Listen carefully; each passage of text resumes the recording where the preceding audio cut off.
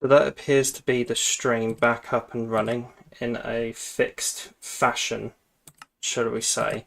It's just a matter of getting the server to load and me posting some fix links about the stream, as it were, by the looks of it, which I'm going to do on my phone. I'm not even, thank you very much, I'm not even going to bother and try and doing that on my computer because I don't want OBS to have a temper tantrum again and not display my stream properly, which has been happening a lot recently and has been very, very, very frustrating. So a few more minutes and then I should be good to go here. Everything seems to be operating fine over on my end. Really frustrating. Oh, and there I am on the chat. The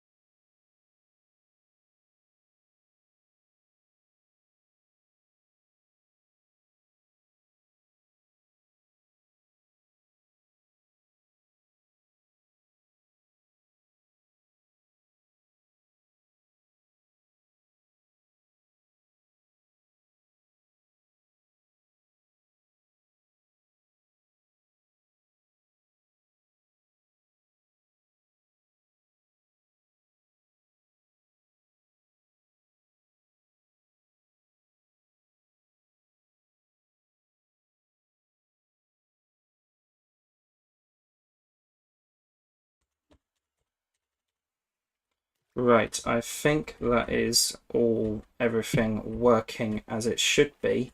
I have no idea why OBS does that. Every time I go to a browser page, it just freezes on the last capture screenshot. Or the last capture screen. It does. It's really weird when it does that. As it should be. So let us recap and try and get this unstable horse back onto the tracks. Hello, my fellow haunts, and welcome back to another live stream. This is the 8th live stream overall for the Paranoid SMP, but also the first in the second series of the Paranoid SMP, as well as, what is this, the 26th live stream that I have done in terms of Minecraft on the YouTube channel by publicized live streams anyway.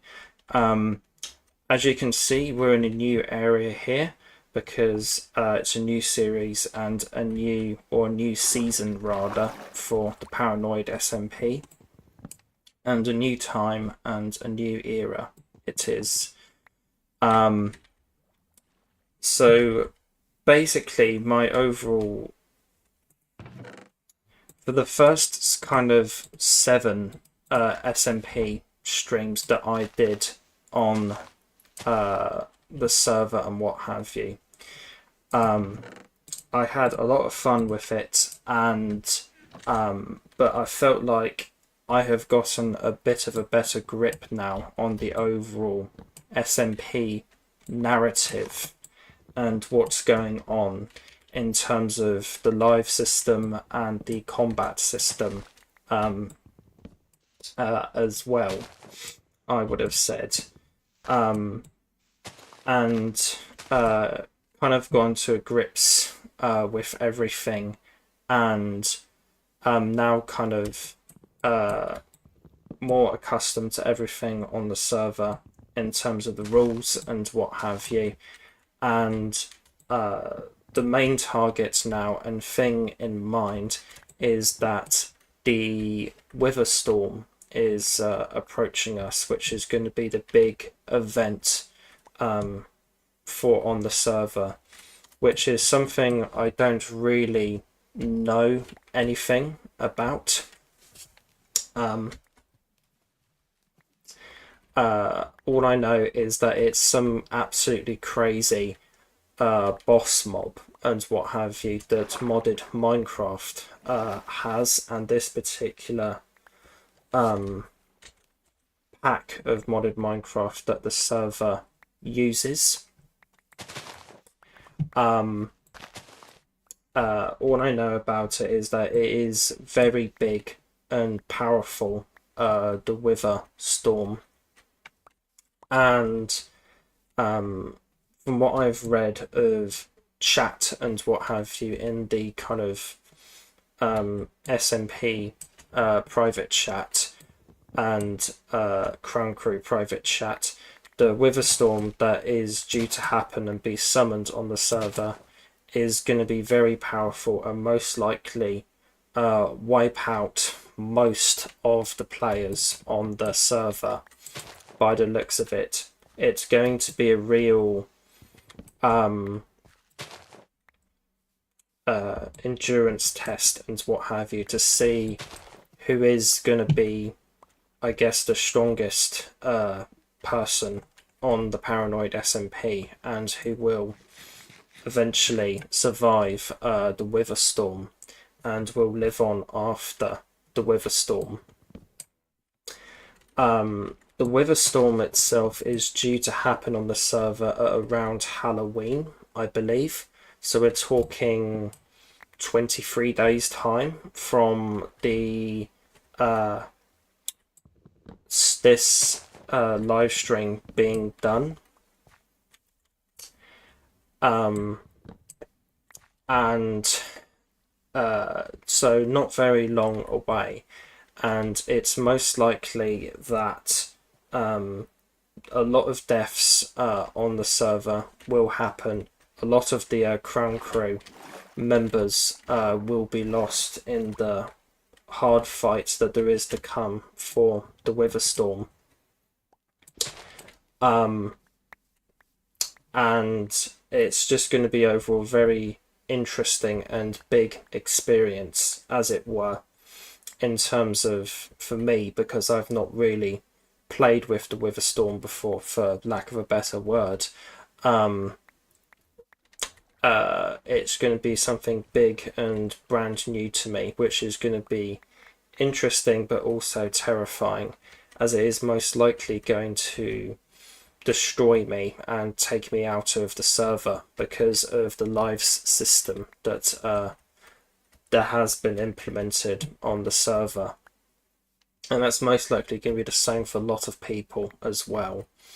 It's most likely going to be a large portion of the group or everybody on the server is going to be kind of wiped out by the Wither Storm, by the sounds of it and what I have heard about this creature.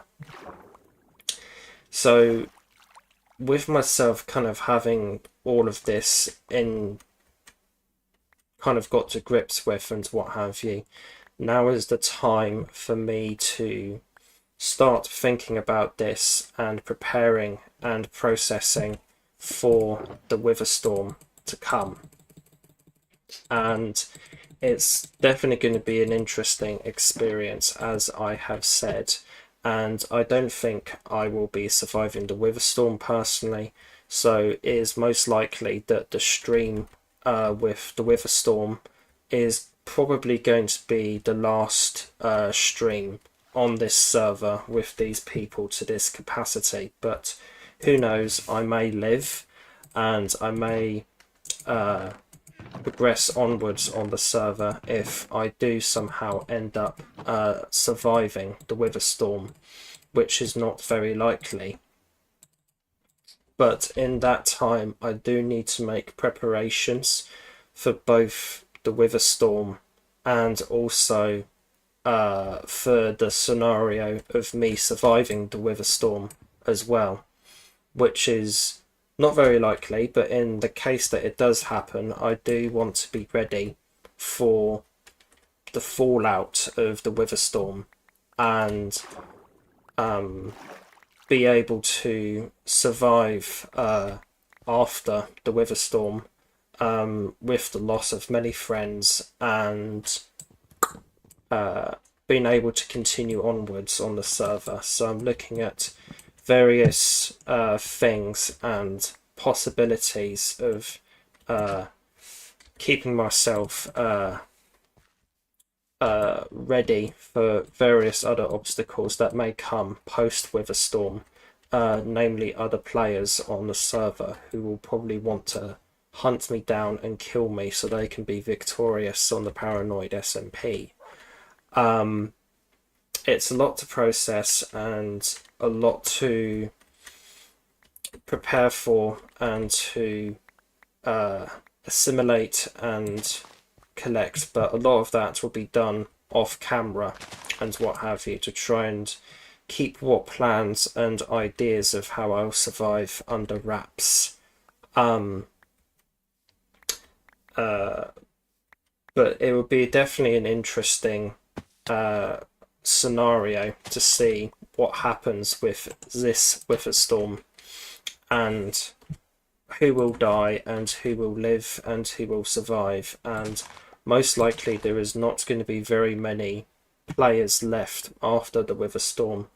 There will be a few stragglers fighting it out to see who will be victorious after the Wither Storm does its thing and after it's defeated, and whatever survivors may be left of the Wither Storm.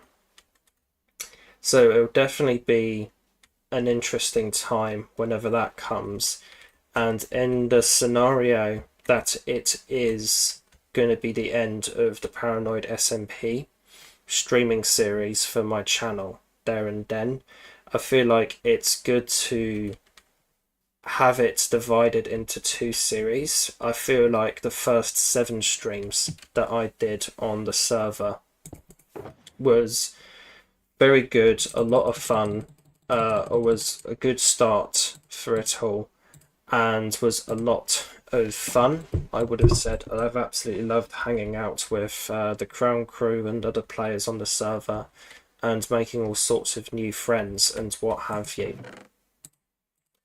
And I feel like the big stuff we did with the Twilight Forest in the previous 2 streams is a very good way to end everything off, I would have said, in terms of Series 1.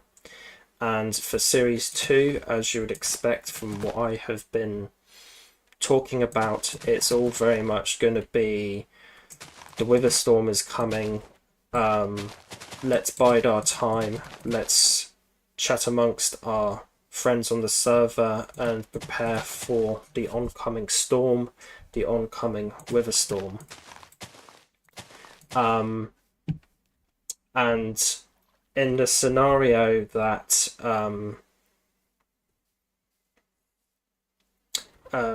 I do die and the last stream of this particular season of the Paranoid SMP will be the final one, it will be good to have it all kind of sectioned and divided up so that things can be sectioned in a logical fashion in terms of where I am at which stages in the Paranoid SMP.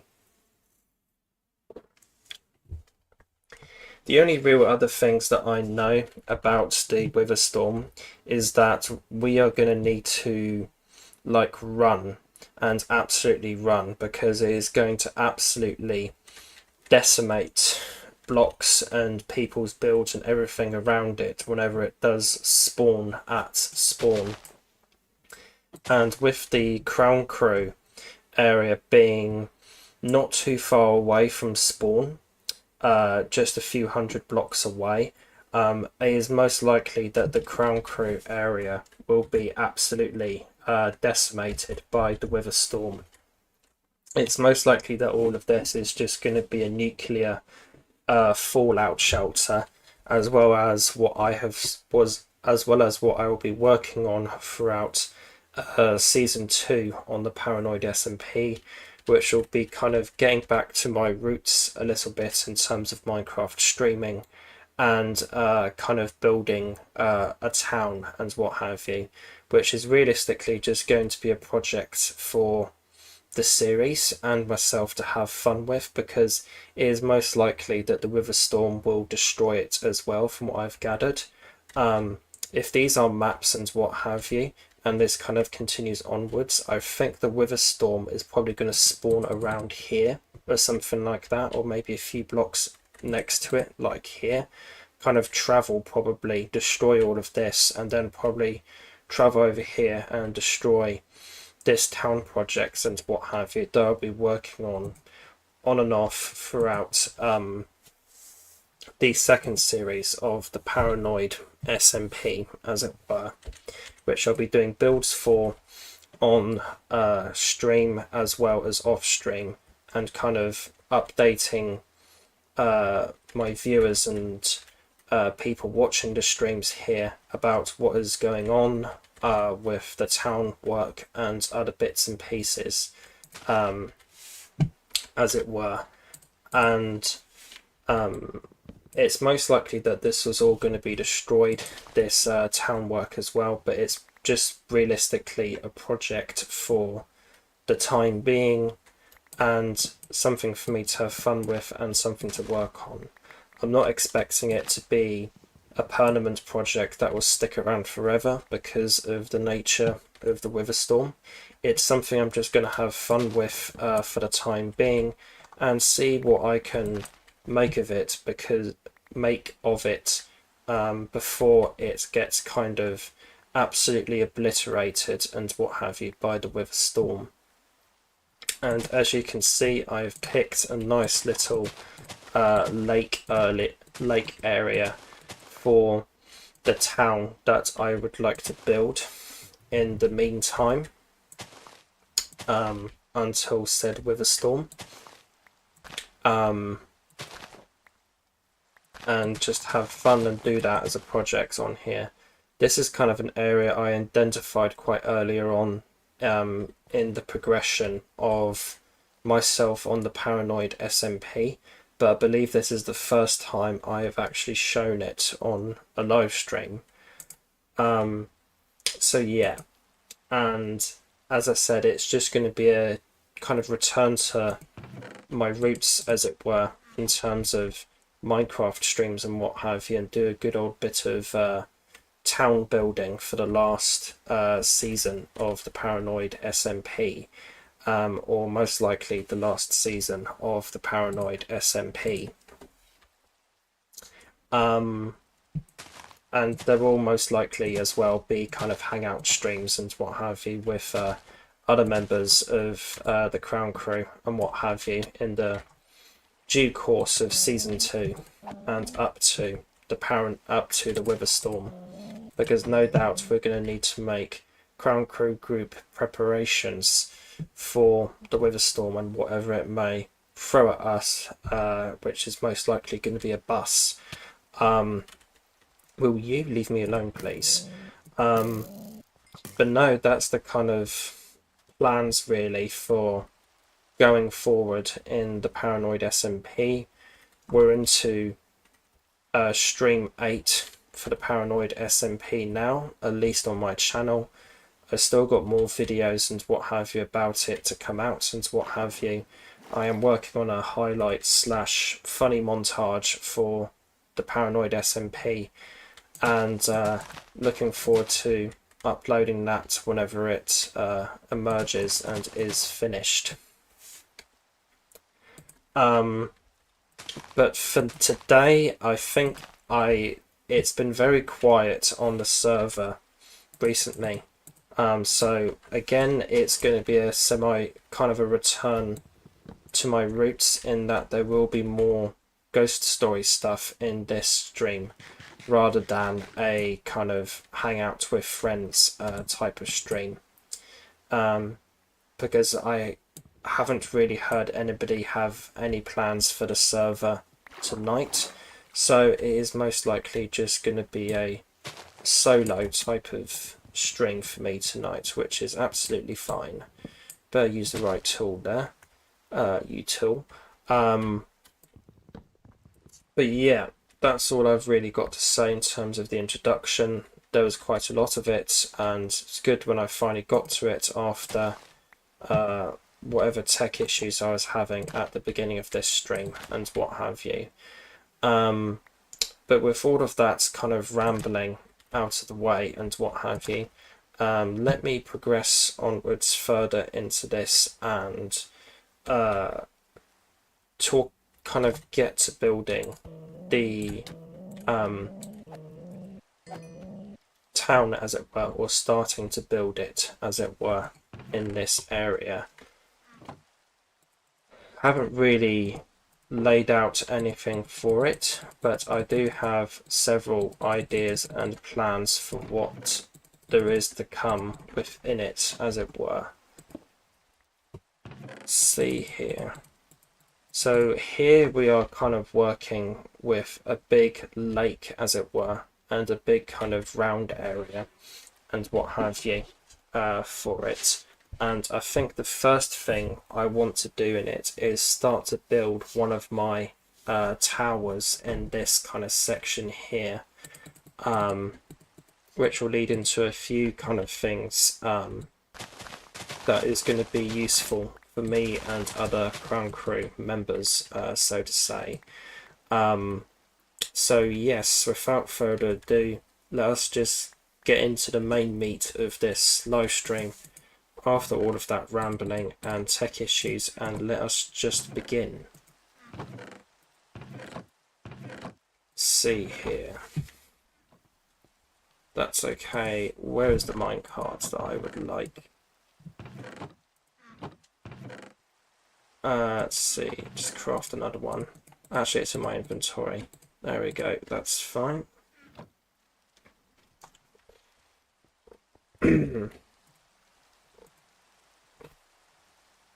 Into the hidden area.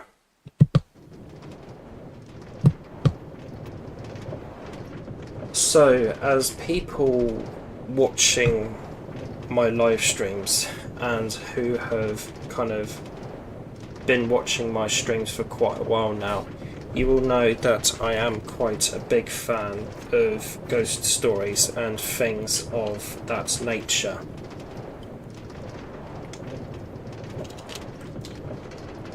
Naturally, over time, I have kind of procured a fair sizable collection of ghost story books, whether it be to do with true ghost stories from the real world, true ghost stories in quotation mark, fiction ghost story books, and all sorts of TV, DVD and Blu-ray and film type of relatable stuff to the genre of ghost stories. And one of the interesting one such relevant section as to what I'll be discussing here is my kind of non-fiction section of my book collection, and in turn some true quote-unquote ghost stories kind of section of my book collection, as it were. And where have I got more dirt nearby? Because that would be useful. If not, I think this will do me for the time being. Let's see here. Come on, game. Actually, one more stack. That's fine.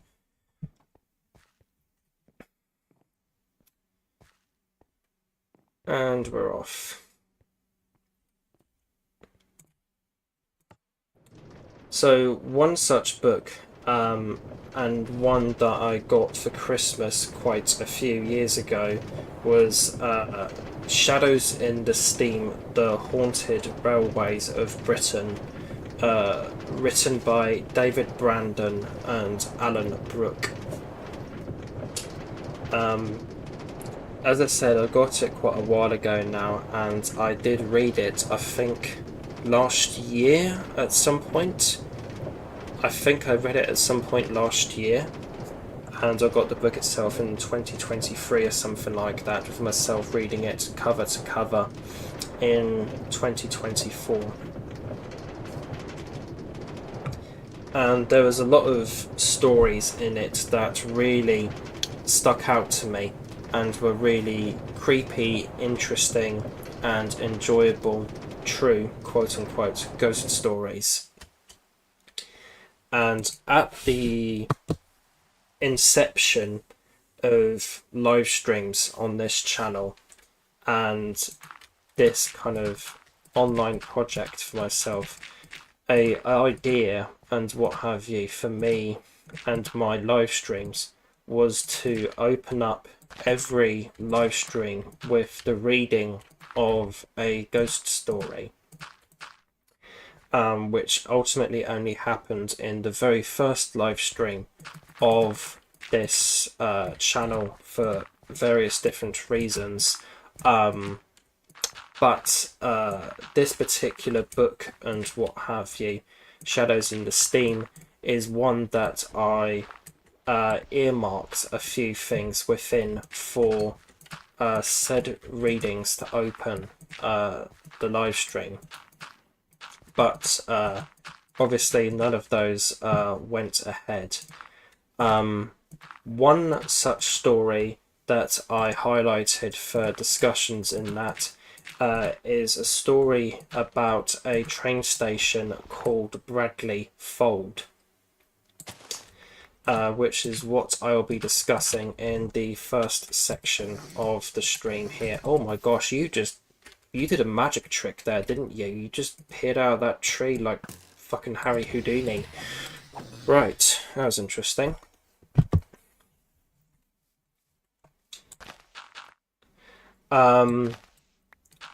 So Bradley Fold was a station that opened in December 1848. It was located 3 miles west of the town of Bury within Lancashire. It proved to be an important route for trains coming through that particular area. For example, it had connections to the towns of Wigan, Bolton, Bury, and Rochdale, for example. Who dropped real might? That would be that little goblin thing I just slaughtered. Because of several trains passing through the area, a signal box had to be manned 24 hours each weekday. The night shift, 10 AM to 6 in the morning, proved to be very lonely and not for the highly imaginative. Let's see. The criteria for being an effective signal worker was tough, but a man fit the bill and joined the railway in the 1950s, an individual who had just recently finished service in the Royal Navy. The book here leaves him nameless, and I don't know his actual name, but for the sake of ease, I'll be referring to him as Kevin in the due course of this live stream. He was naturally very alert and conscientious, I'm assuming through training of his old job. Through training of his old job. Let's see here. Do that and just get a few resources here, and then I should be able to focus on myself a bit better. Hello there in YouTube chat. See here.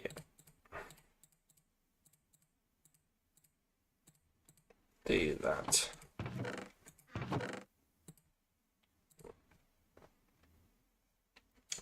Be able to get other things if I need to.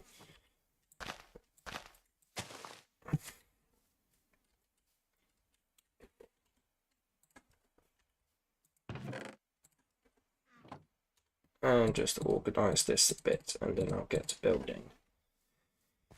He was naturally a very alert person, I'm assuming because of his background in the Navy, and I'm assuming all of his training and what have you that he had to go through his role in the Navy.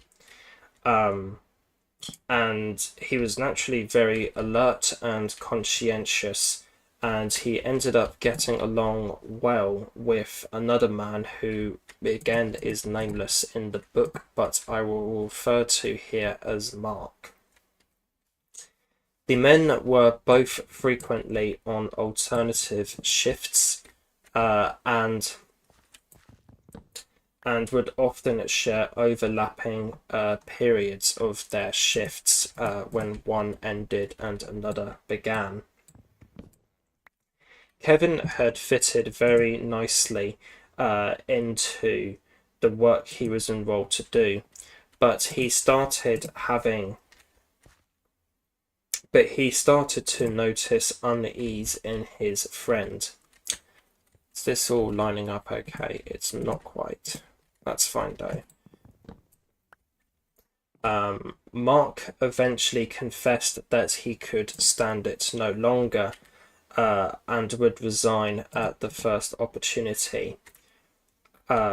Kevin didn't intrude, but his brain wandered to thinking if Mark had a brush with somebody. Signal boxes were known to be tempting targets for vandals, and somebody like Mark could easily feel quite vulnerable.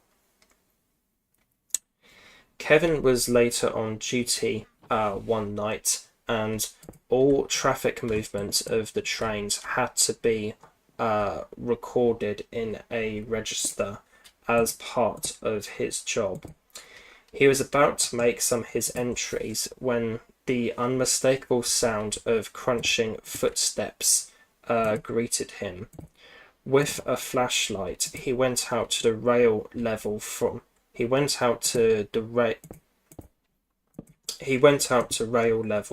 his box, but he could find nobody. Feeling a sense of unease, Kevin spent the rest of his shift trying to puzzle out what he had heard. See here. Then I think what I want to do is not use Rife. I think what I will do here is grab some of this. I thought I had ingots elsewhere, but that's fine. And do that.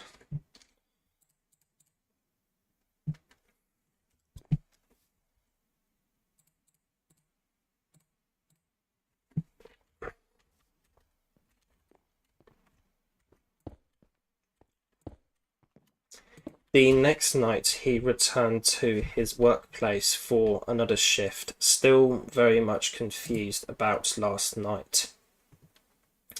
To his much presumed terror, the same event occurred at the same time as it had before. going out there again, this time with a poker and with a heavy poker and a torch. He went out there again, and this time with a torch and a heavy poker, which ultimately yielded nothing. Let's see here, how do I want to do this? That's fine.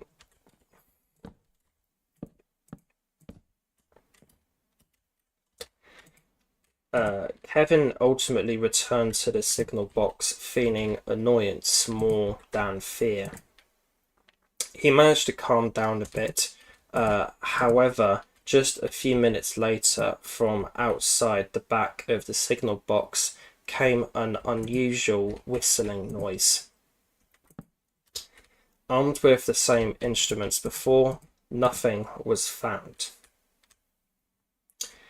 After this point, nothing happened for around an hour until Kevin decided to step out onto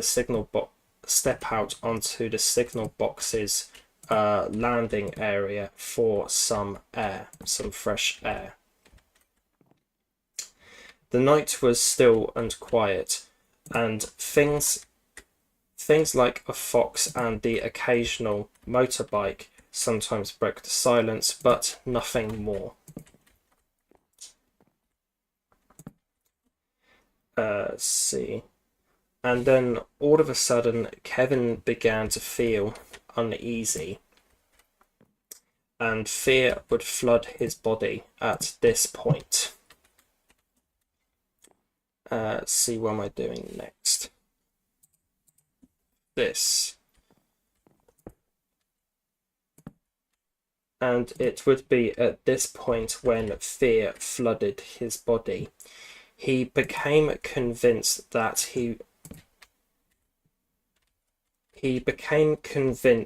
he was being watched. The eyes, however, could not be located. Stepping back into the box, some kind of shadow was glimpsed near the ceiling. Kevin wasn't sure of what he just saw. But he undoubtedly felt that he wasn't alone. But he undoubtedly felt that he had an invisible companion scrutinizing him. He was particularly overjoyed when his work shift ended. For the third time in a neck-and-neck trilogy of nights, the footsteps again were heard by Kevin. Once more he took up his poker and torch. This time the steps faded away, followed by an ear-splitting scream.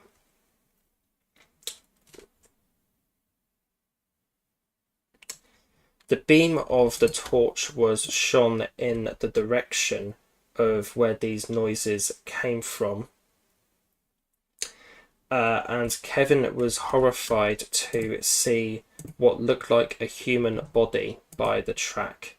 Whatever it was simply faded away when approached. Kevin now decided to look for another job on the railway that didn't involve night shifts and locales such as this. He ultimately lost contact with Mark, but some years later he learnt that a man had been killed. But some years later he learnt that a man had been killed on a line close to the signal box.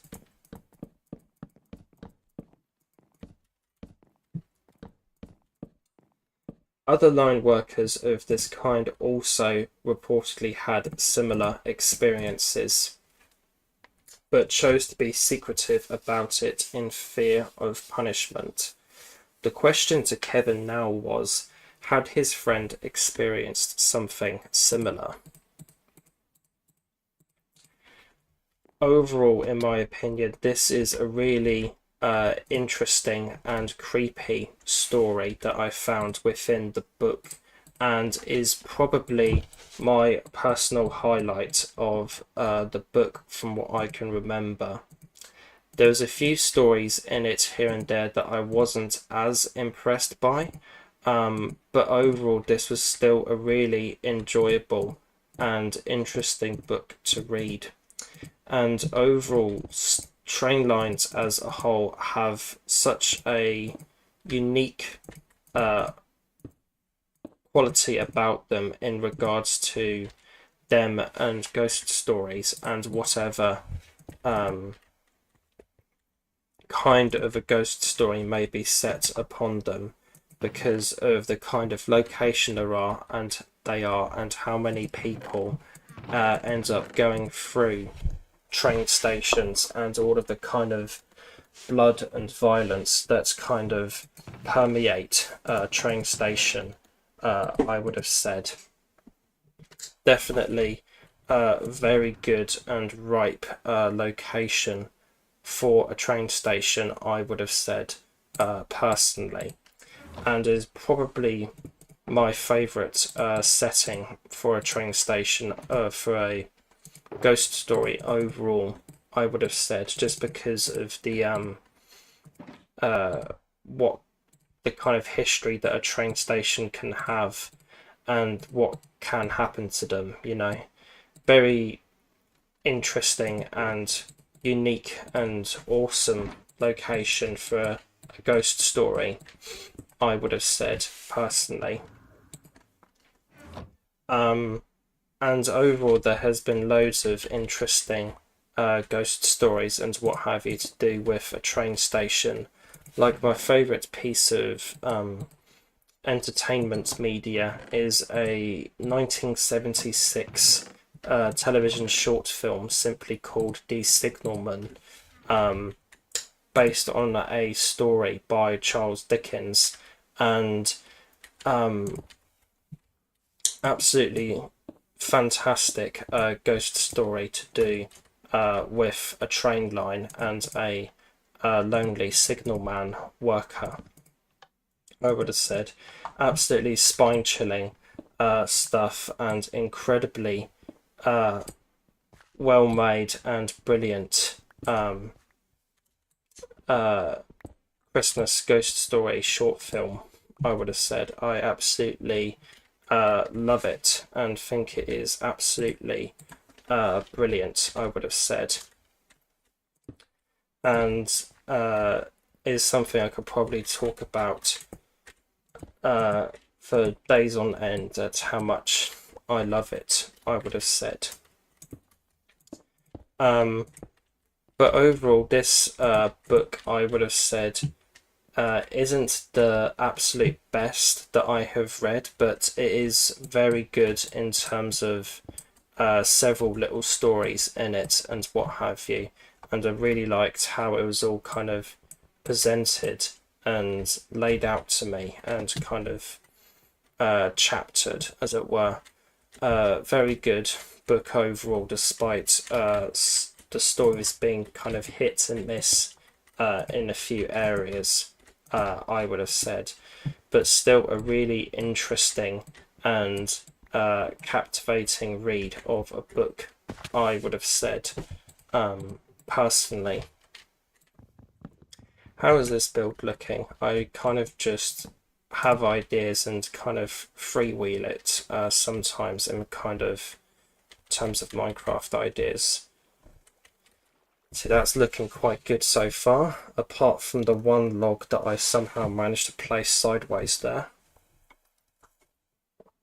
I think the idea now would be to kind of maybe have a train station and what have you at the top, and then possibly some kind of connecting tower next to it so the passengers can get out and depart. Or maybe I'll have a couple of those or something like that. But I think I need to move this map as well to somewhere else and maybe have it up here or something like that for purposes of ease and what have you, and kind of have it make more sense in terms of the town and what have you that I'm building here. So I think for that I'm gonna do some spruce stairs at the top of this construct, and then have a kind of a slabbish pattern kind of coming out of it and what have you. See here. So if I do that and get a bit more of that, and I think some ladders that I have will come in useful for this as well. Do that, and don't particularly need those at the moment. Then do, that's the wrong one. That's okay, that kind of glitched out for me for a moment. So then if we do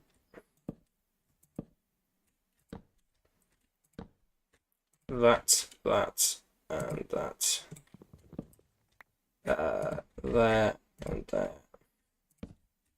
and have this kind of expand outwards, as it were, and maybe have the map up here or something like that, and staircases to one side of the tower or something like that behind it, and then have the tower somehow kind of continue upwards for a kind of potion lab or something like that is my idea for this at the moment. See here.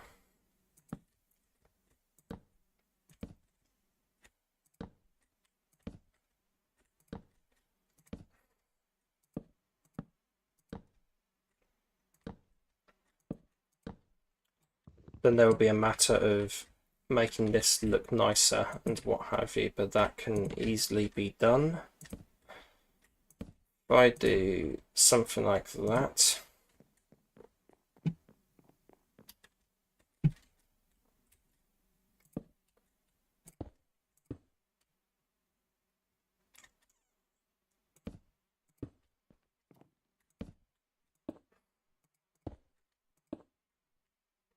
and kind of have a slab pattern coming outwards like so, and then here and here can be fences for that.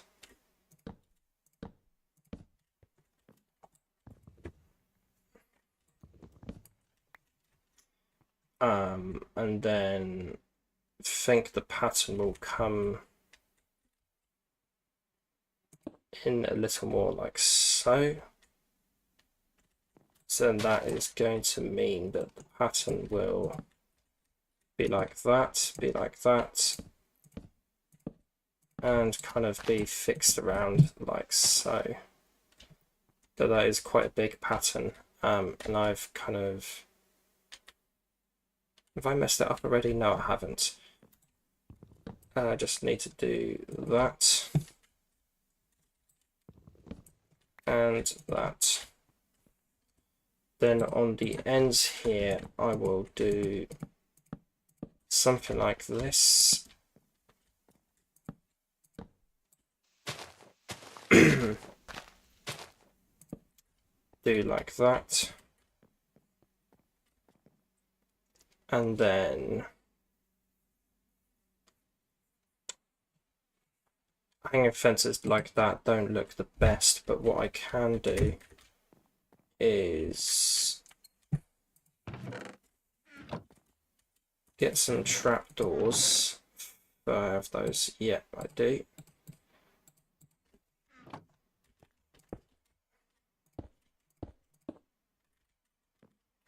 And place those underneath here. There they are.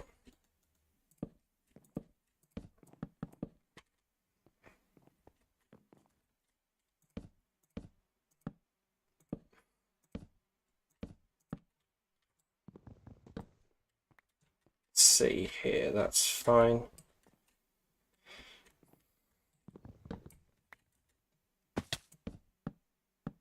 And have that kind of connect upwards like so.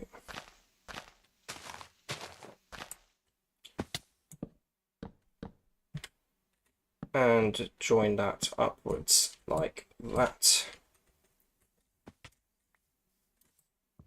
Destroy this though, please. Okay, thank you very much.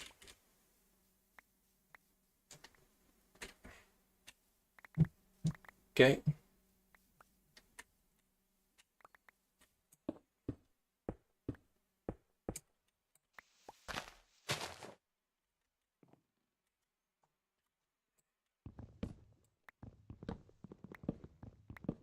Do.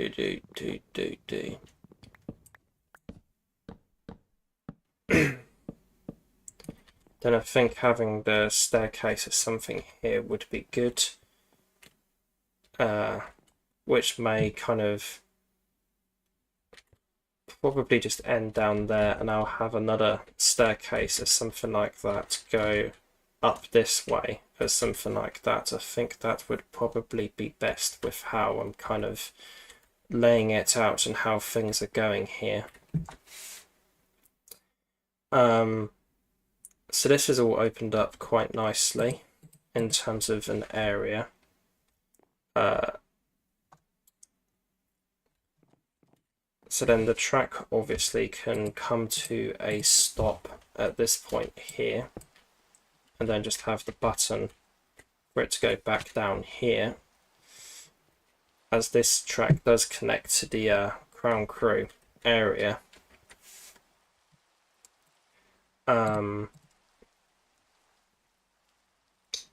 But then I think, let's see here,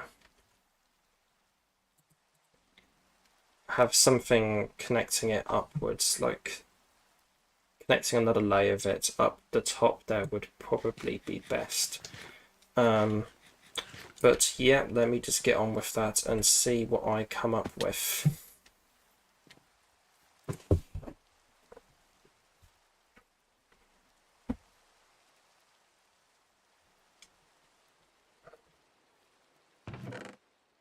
Let's see here.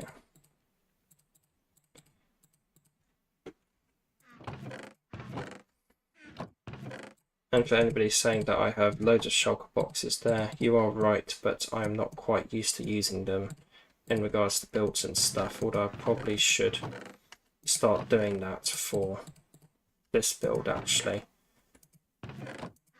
That's a good idea actually. Just dump things into here. Then take all this kind of crap with me, just in case I use it or find a use for it.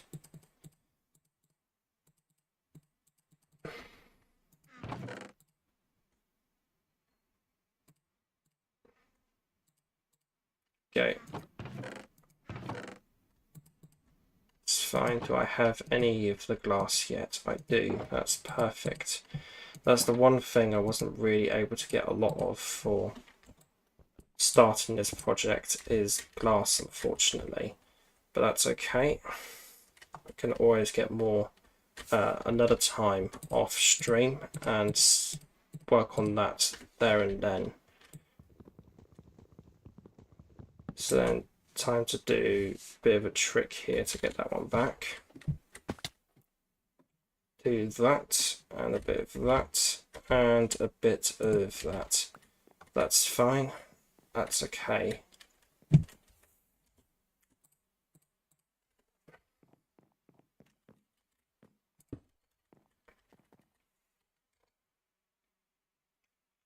So let's see here. Lay that down.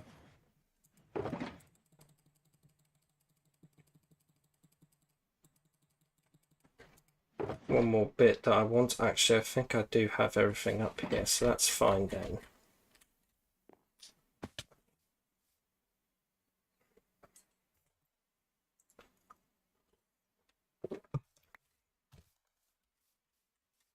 Hopefully this tree here doesn't destroy my billboard. Nope, it didn't. Excellent. Okay.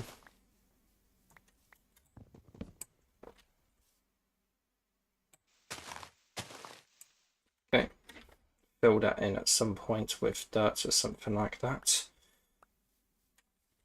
So in previous streams and what have you, this one going back quite a bit and what have you, I quite often discuss various YouTube channels and what have you that claim to show and report true, quote unquote, true ghost sightings and what have you, and have done quite a bit of that in the past and what have you. When it's just me flying solo, that is the kind of main kind of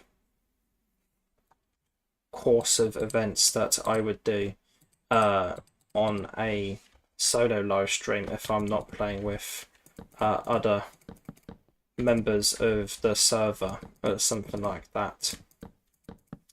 And whereas I have tackled the big one quite often in terms of ghost story videos and what have you, or clips that purport to show ghosts and what have you on YouTube, Nuke's Top 5, quite often, I have more recently, when it comes to these streams, focused on a bit of a smaller but also fantastic YouTube channel simply called Top 5s, who do similar top 5 ghosts and creepy encounters countdown kind of list, but nowhere near as popular as Nuke's Top 5 without question.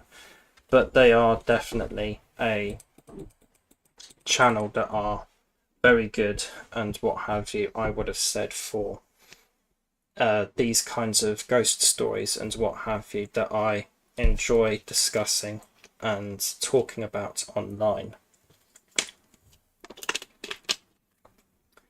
I guess the one big difference with this guy and Nuke's Top 5 overall is that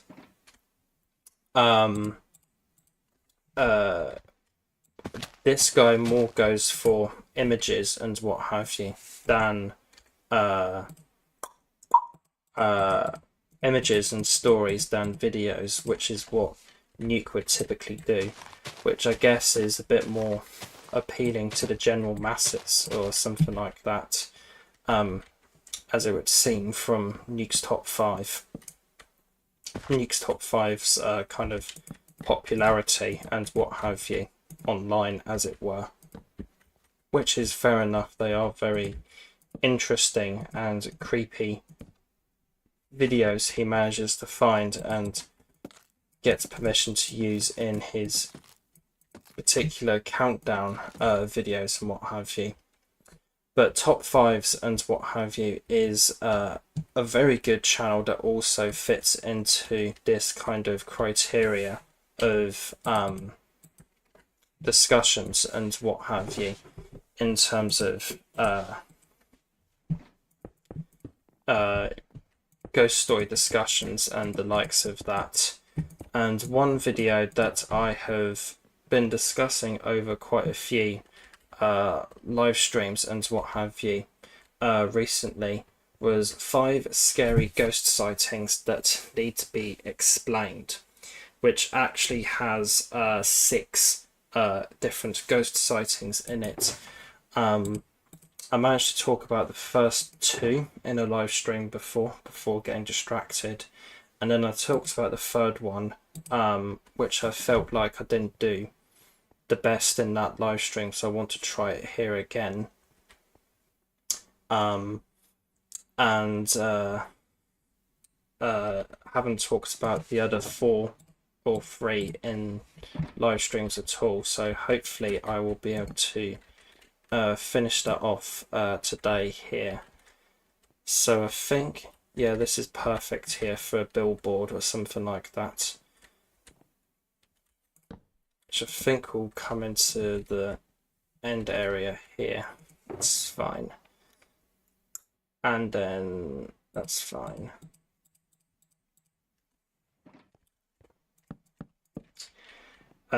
So to recommence with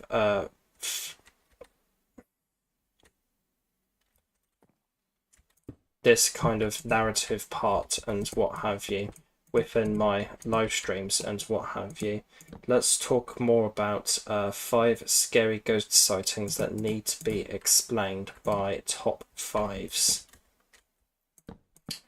So the Man family is the section that I have talked about previously in my previous live stream, but I wanted to do it again here. So in autumn 1991, Alan Mann was 19 years old. He lived with his parents in Florida, and one day he had returned home from a night shift and was asleep in the afternoon. At 3 p.m. he woke up and saw a woman in his room's doorway. She turned to walk away in the hall passage, and Alan got up and walked to the door, but by the time he could, the figure had disappeared. He looked all over his house, but could not find her, and the doors were locked as well. Alan told his mother, believing that he might have seen a ghost, but she ultimately dismissed the idea. Sandra, her name was watching TV one night when she too saw the apparition.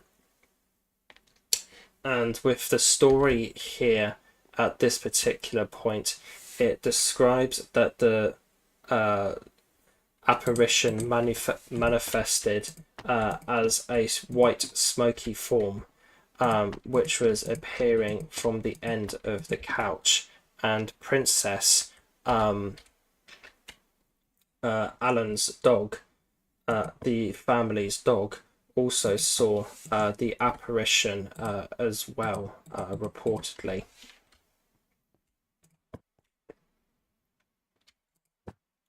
Let's see here, that and that.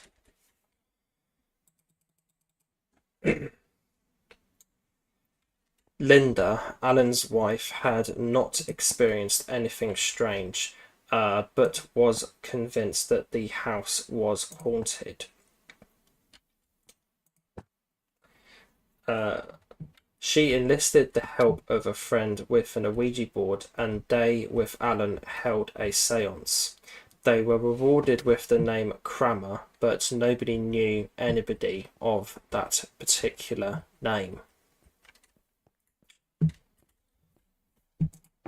And what do I want to do next here? It's fine. Might as well bring up the bed here with me as well.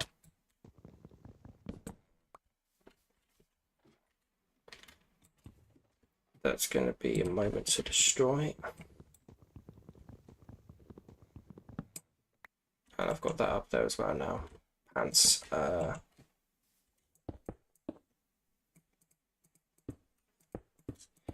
After this point of the Ouija board session, a strange smell in a hallway started Alan's dad, and it is said in the story that a voice in his head said that this is Isabella. Things then kind of take a turn and what have you in an escalating fashion with regards to the story and what have you here.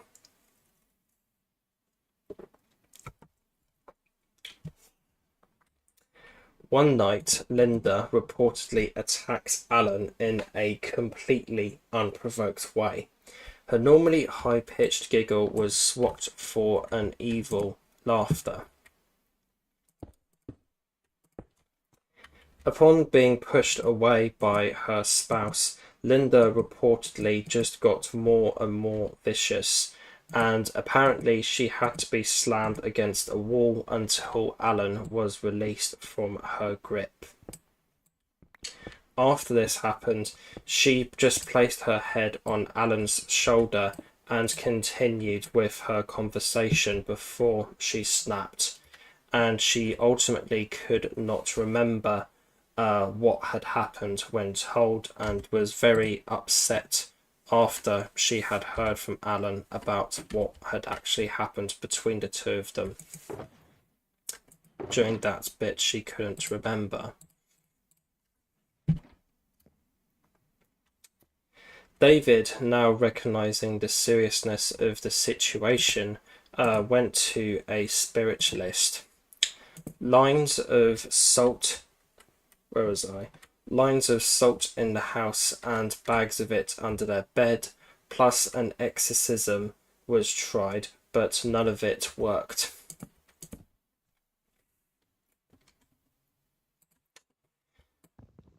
The whole family began to experience piercing headaches and heard voices in their head. A woman was among the phantasmagorical chatter, but nobody could distinguish what was being said.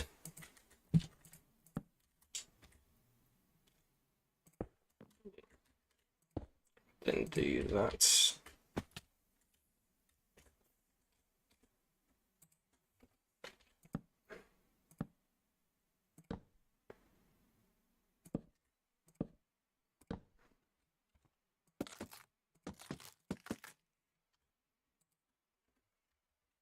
And do that.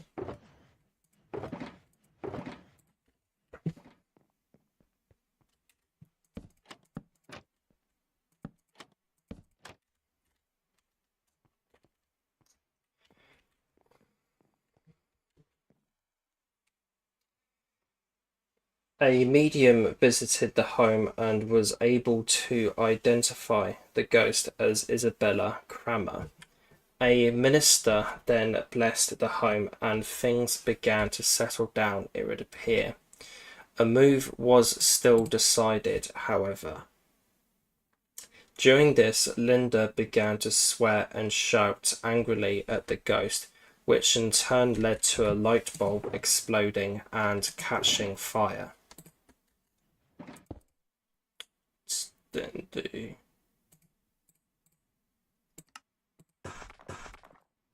that.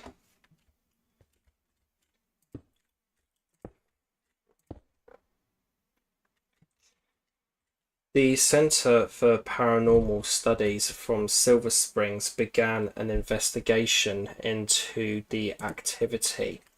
One of the 3 team members, Andrew, described the building as having an extremely oppressive atmosphere.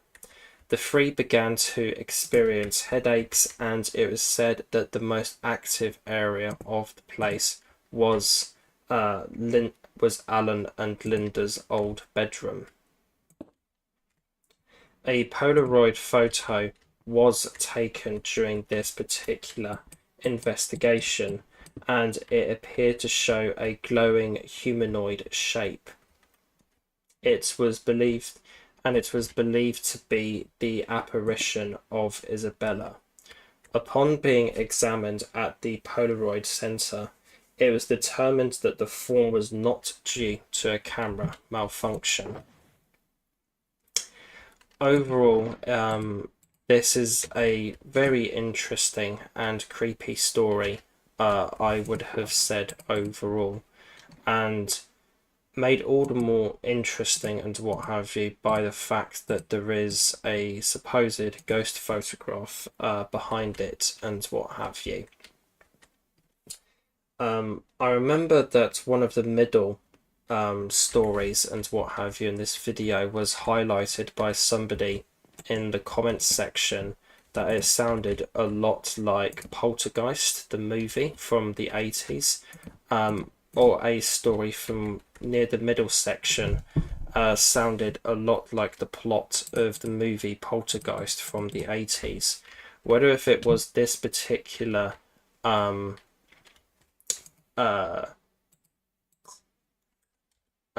story or not, I can't quite remember, but there is a relative kind of side point, and is perhaps the one that did inspire the movie Poltergeist, because you did have a child talking through a television or something like that in that movie, as well as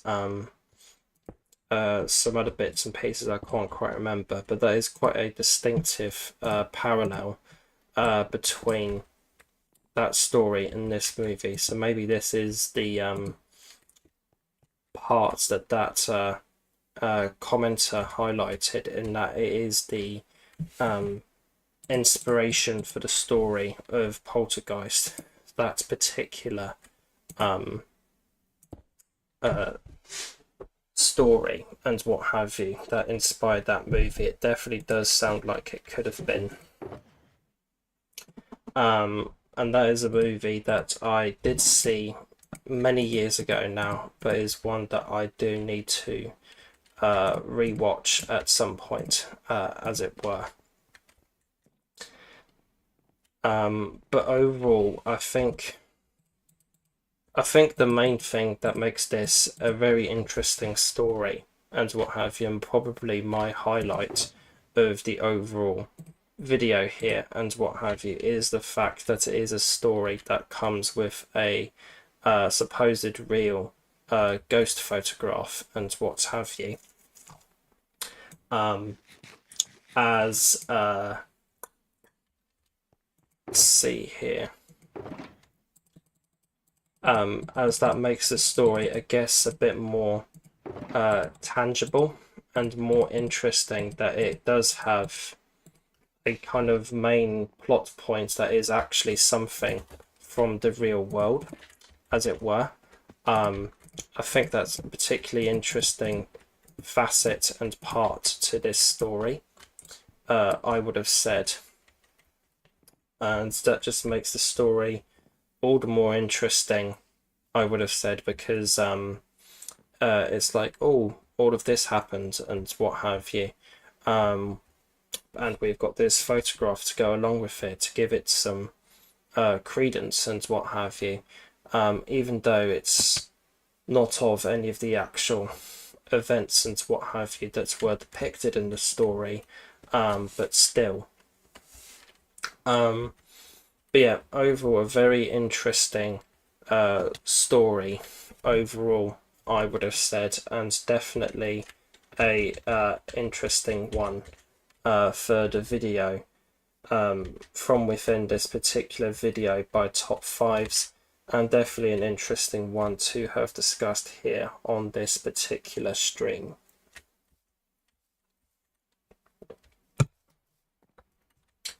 What I'm doing now here and what have you is just going back to this area up here briefly, because as I said, I want to make the top of that tower a kind of potion lab and what have you, and have it as a multi-storied kind of building, as it were. And the reason why I'm going back over here is to grab all of these and what have you, so I can implement this within the tower, I would have said, on separate floors of it and what have you. And I think maybe I'm going to have to thin up the tower a bit to have like a main brewing lab area in it, and then I will widen it out again at the top or something like that to accommodate for all of the potions and what have you, also accommodate for all of the crops and what have you, but not by a huge amount, as it were, and what have you.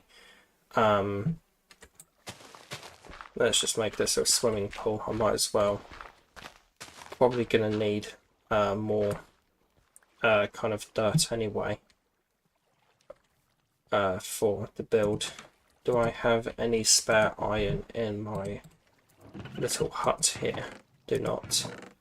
And no, I do not know who placed that diamond block up there. I'm actually just going to leave it there for the time being. It's probably going to get destroyed by the Wither Storm anyway. And you're not coming out of that bucket. Do I have one more in there? I do not know. Let's see here. Let's quickly pop down here.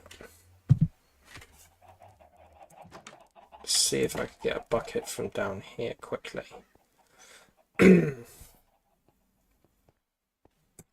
But I think the main thing for this town and what have you is for me to kind of make a small scale equivalent of the big town project that I was embarking on in my first kind of stream series, as it were, and what have you. With my original solo modded series and what have you.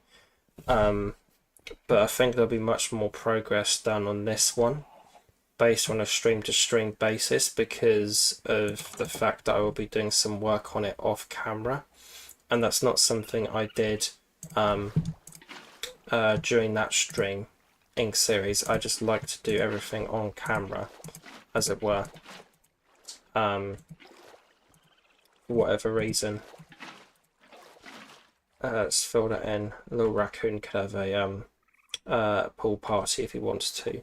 And you're not, you're being very cute, so I'll give you a golden apple. There you go. Oh wow, he gets potion effects from the golden apple.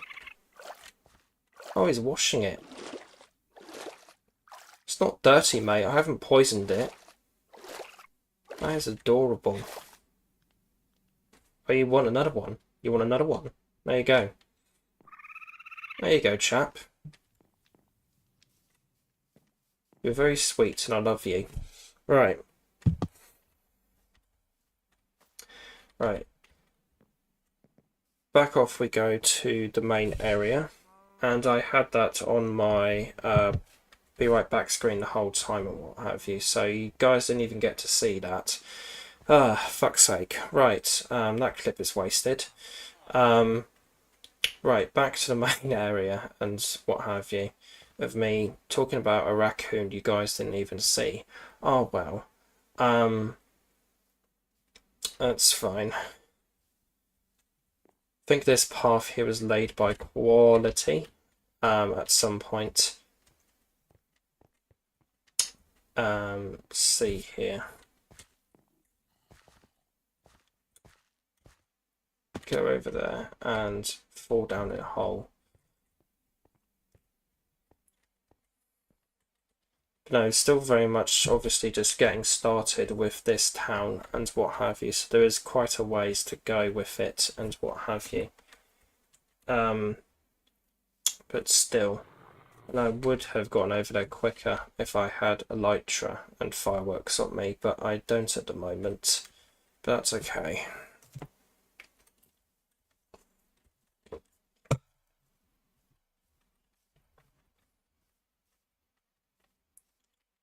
Just over this way.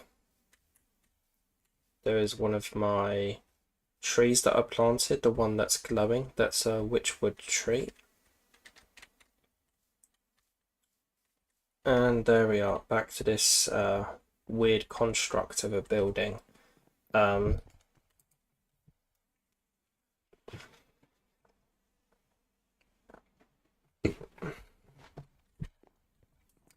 But I think that's going to be a decent area up there in terms of size for potions and what have you. I'm going to have to move this up again, aren't I?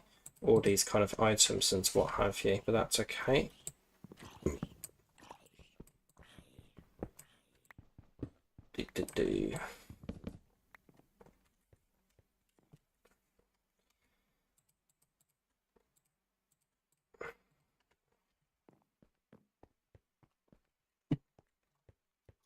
I think what I'm going to do now is just kind of trim this down and get to a kind of scaffolding kind of work frame and what have you for myself. But yes, let's continue onwards in this case and what have you with the next story as present within this top fives video, which is simply called the Black Curse, or the Black Hope Curse rather. So in the early 1980s, Houston, Texas had a huge redevelopment program.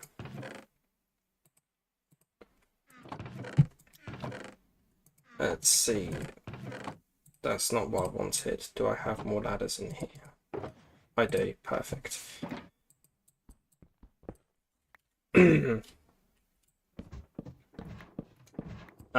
New citizens arriving caused housing subdivisions to be constructed in the outlying areas. This was for quiet and safety. One such division was the Newport one, and many thought it would be picture perfect, as did a couple called Sam and Judith. Upmarket development, lovely homes, and well-maintained lawns were among the billing of these homes and their overall kind of marketing and what have you. And Sam and Judith ended up moving into a house on the western perimeter and thought it was their dream home, with all going well at first. Let's just do that, and then that and that.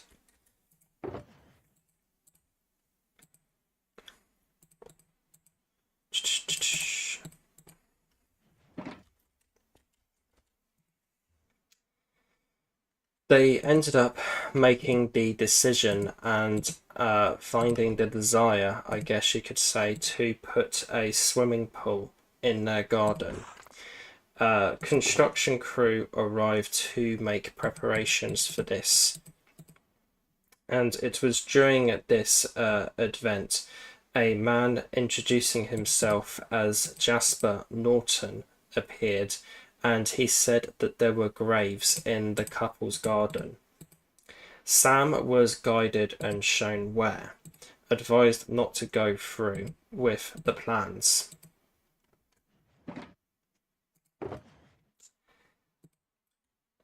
Sam was uncertain about the whole situation, and Jasper told him that he buried the bodies themselves when they were younger, and claimed that the area was once a cemetery and called Black Hope, the graves mostly being of African American slaves. It was seen that the housing development had covered this cemetery, and I believe in the video at one point they said and made a statement that it was something like 60 graves or something like that had been covered up. So it wasn't exactly a very big cemetery and what have you, but still very creepy and a quite unsettling fact and what have you about the area. Wanting to know the truth, the couple ended up started to dig in the spot indicated by Jasper, and two coffins ended up getting discovered. One of the skeletons within was bearing wedding rings. That was the wrong shulker box. That's fine. Why did I automatically pull that one out? I am an idiot. Right. Sam ended up calling the county sheriff, and a coroner ended up performing an official exhumation of the bodies that were discovered. And research found that these skeletons were two freed slaves that had died in the 1930s, Charles and Becky Thomas. A decision was made to rebury them, and it was then that the paranormal things started to happen. It not only affected the Haynes couple, but many others in Newport. Let's go back up here.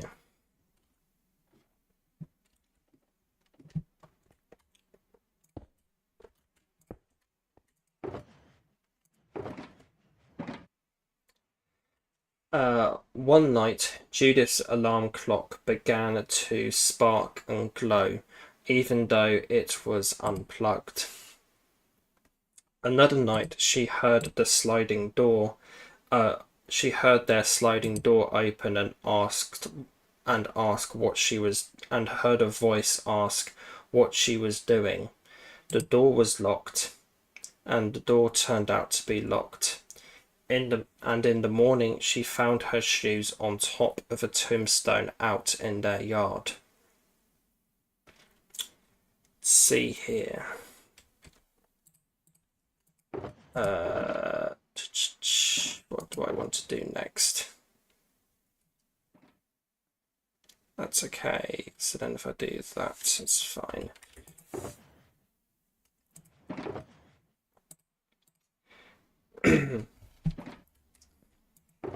Just trying to get my thoughts together for the build here. That will be okay, and then that's fine.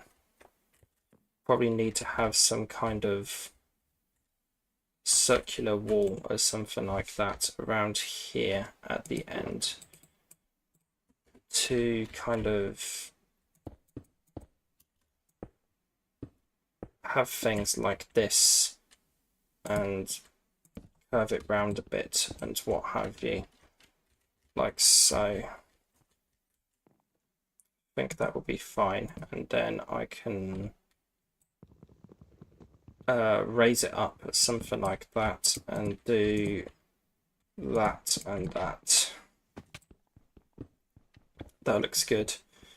Bit better for a kind of entranceway and what have you. As I said, there'll be kind of staircases there and what have you in due course of this kind of building project and what have you.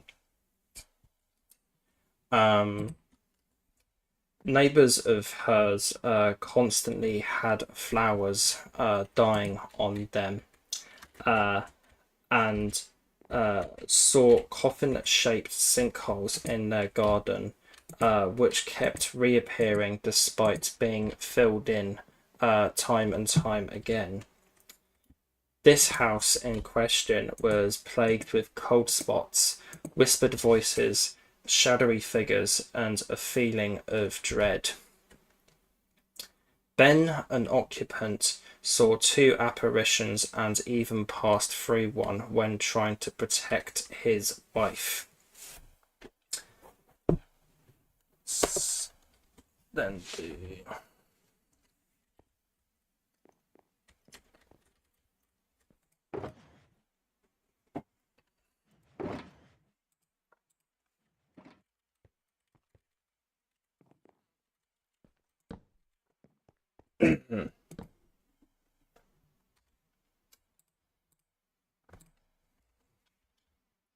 both of the families sought legal action against the developers for not disclosing that their houses were built on graves, but it was decided that the developers were not at fault.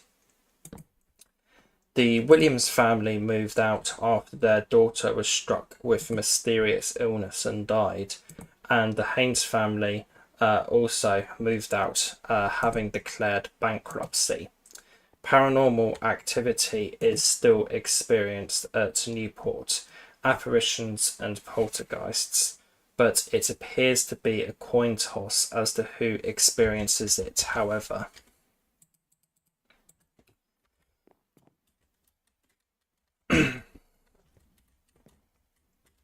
I think for this bit I would like to do a bit of this and then just get through the night here.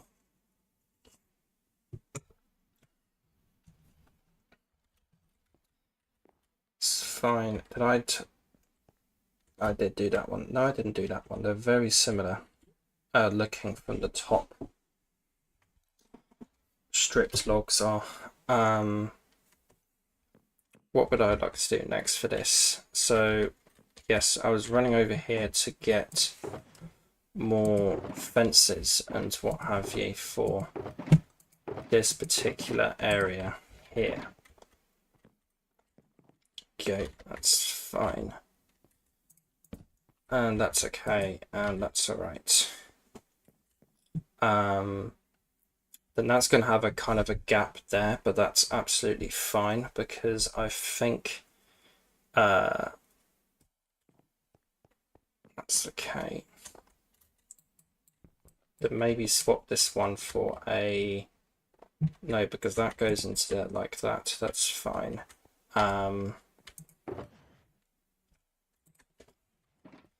Have a bit here and what have you that goes up like so. Change the colors a bit, as it were.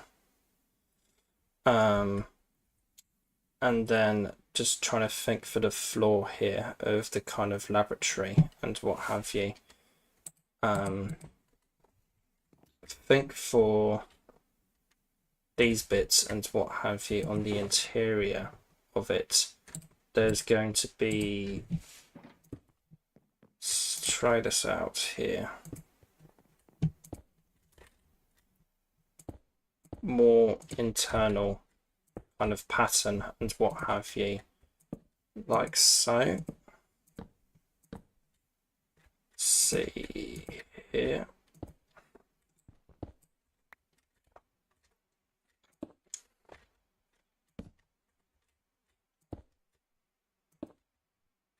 Do that, and then bridge across like so.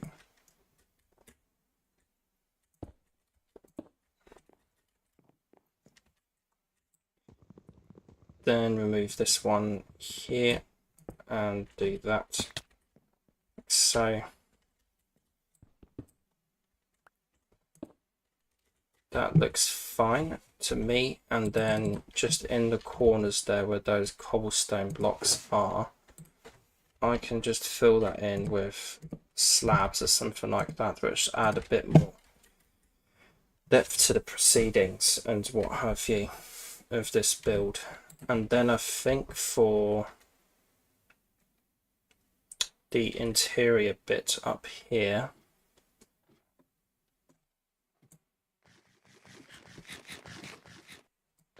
come on, eat a carrot.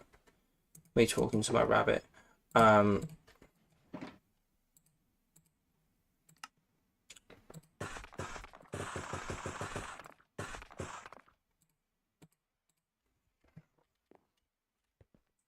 Then I think for the floor pattern, something like this.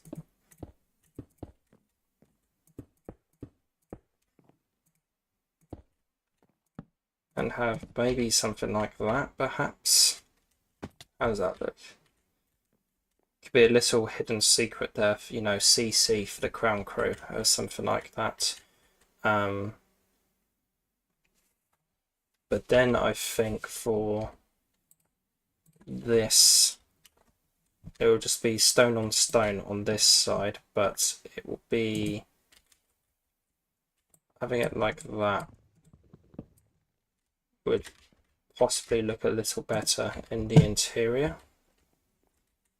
Yeah, that's looking really good. And I'll probably need like lights or something for the interior area here or something like that. So for that, what I can do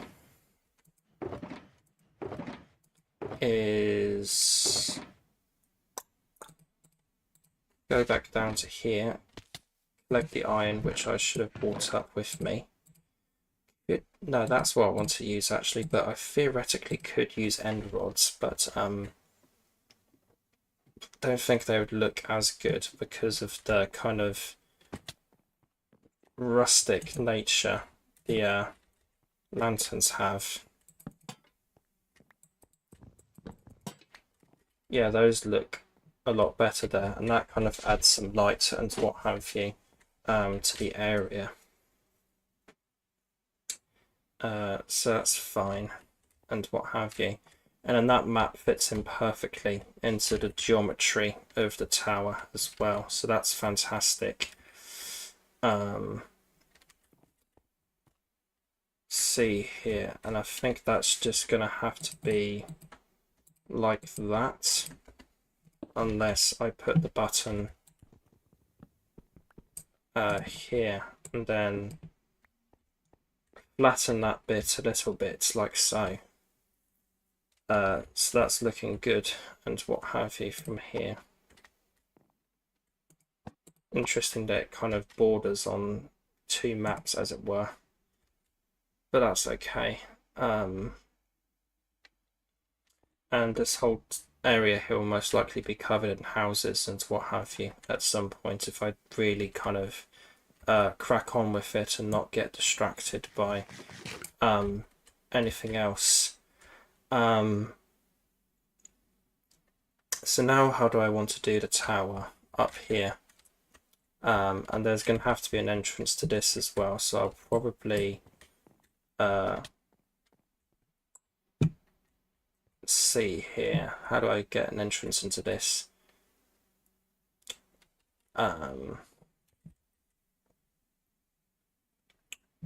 Probably see here. Do we have rope ladders in this? Because that would be neat. Is that it? Railed ladder, crooked ladder, crooked plank ladder, rope planked ladder. It's all sorts of ladders here. Iron ladder, arcane ladder. Doesn't look like there is any rope ladders and what have you, which is unfortunate.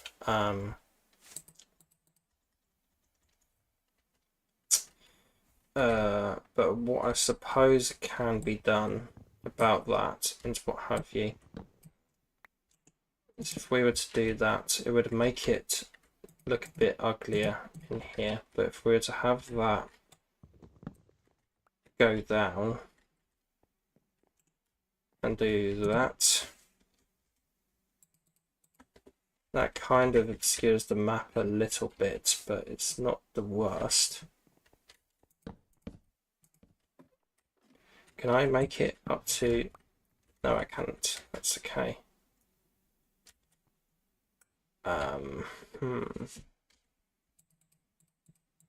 Can I make it if I was to do a slab jump? I cannot. Definitely not. That's unfortunate. What I can do, bit of trickery here. Okay, that should have worked. Okay, I'm hitting my head on the ceiling there. Okay, forget the crown crew decoration part, but that's okay.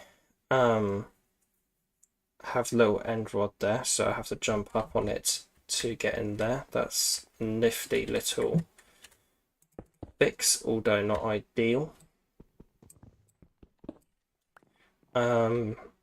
But there is that. So I think for the next part and what have you,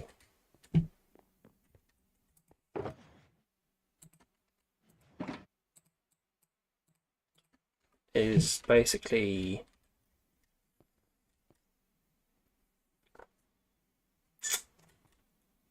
so would I want it to do it like that, or just have it flat like that? I suppose it wouldn't be too much of a hassle to have one kind of awkward looking block, as it were, like that in the kind of situation here. It's not the worst. I think around here, do that and that and that.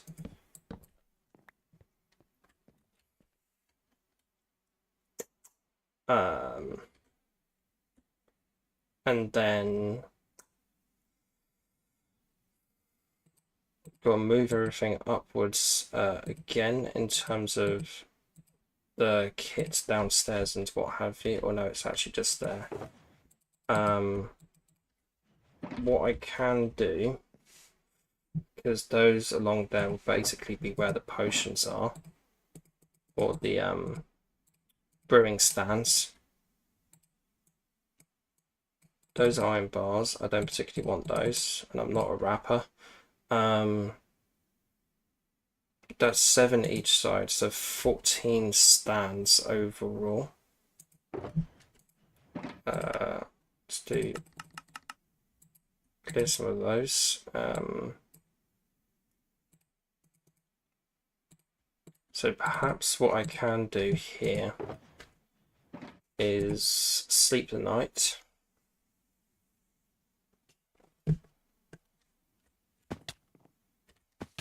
Go down a bit and get one of these chaps, I think. Then here I have some brewing stands in there. What about this one? I have even more brewing stands in there. Okay, that's fine.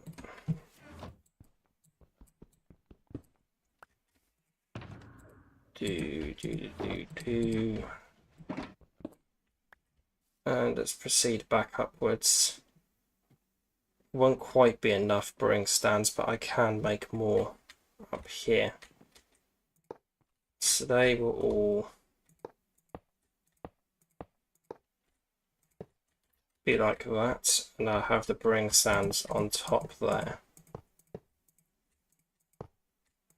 So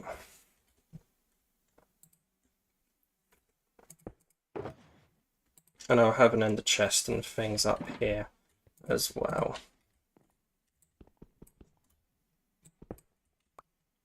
It's amazing how much effort I'm putting into all of this and what have you, and then the wither storm is just going to destroy it. But you know, it's good. It's good for the time being, and I'll maybe make a video touring it and what have you whenever I finish this area and what have you before the wither storm takes over the world.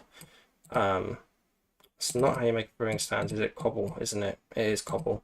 Okay, it was less expensive than I thought. Me at the whorehouse. Right.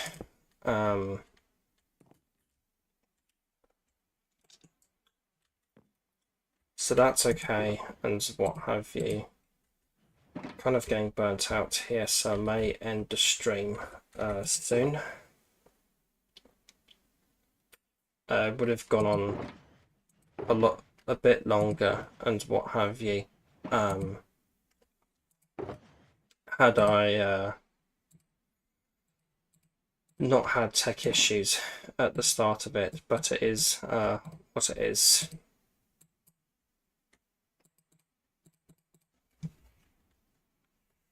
And the game's starting to lag as well, that's unfortunate.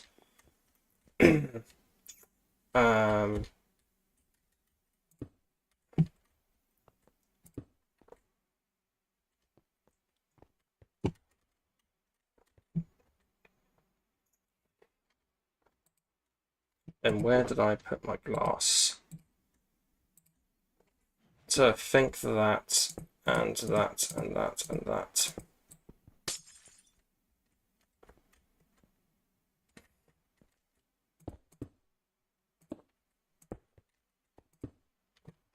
Will do for now.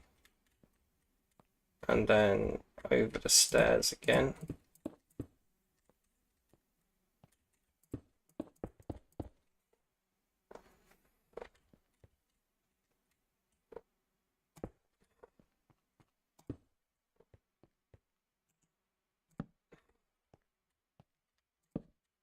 And I will probably have to make a sign saying Crown Crew only, no entry beyond this point.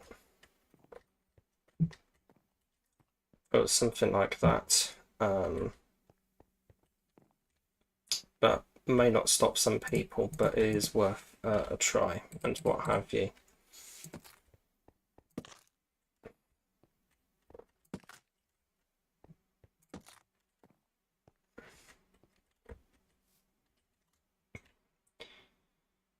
And this is all a bit flat here and what have you at the moment in terms of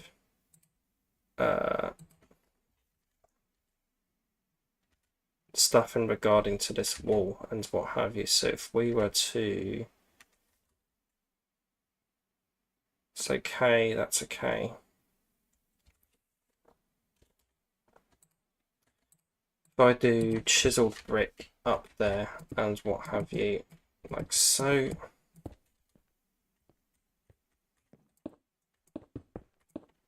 And up like that.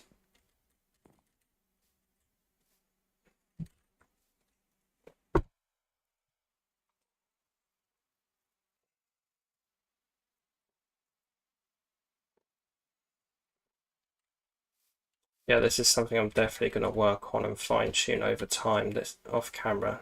This is quite a complex build.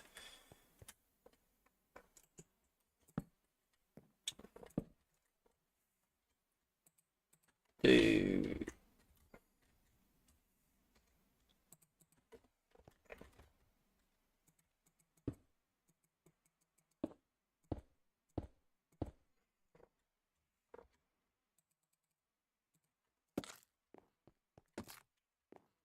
that and that.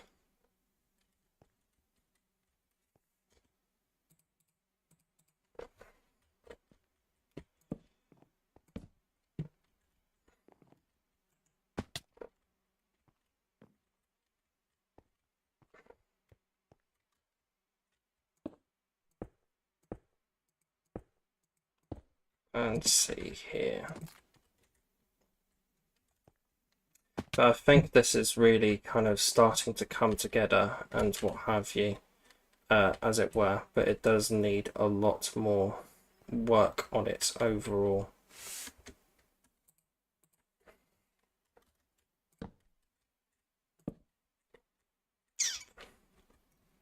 To be done, but I think I'll be doing more of that off of camera. And maybe I'll have a bit of a better and more guided stream next time. Something like that. So how tall is that getting now in terms of this pattern? Definitely going to have to sort that out and fix it. That's okay. But I think so far, I have a feeling it's starting to kind of come together and look good. This is going to look like a crazy building when it comes to it and what have you. I think this would be like the main tower of the kind of area and what have you. Whenever I get to finishing it and what have you, which will probably be off camera and what have you when I have a bit more energy and a bit more focus, as it were, and what have you. But that is looking good so far. I don't mind the pattern like that.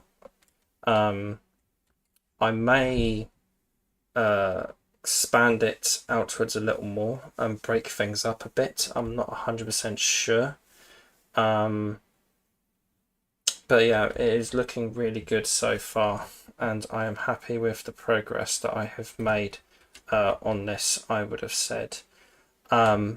I think I'm going to wrap the stream up there because I'm getting a bit burnt out and what have you today, but I think I'm quite happy with the progress I have made today, and I have kind of set down the rules and what have you for streams and what have you for the next kind of series of this modded streaming series that I'm doing on the Paranoid SMP server. Very happy with how all of this has gone so far and what have you. I would have said, and this is definitely a much larger project and a lot more intricate and what have you, and I think I maybe a Pixar's bad build and what have you to start this off with, but like in terms of streams, but overall, I'm really happy with the kind of progress I'm making on this and what have you.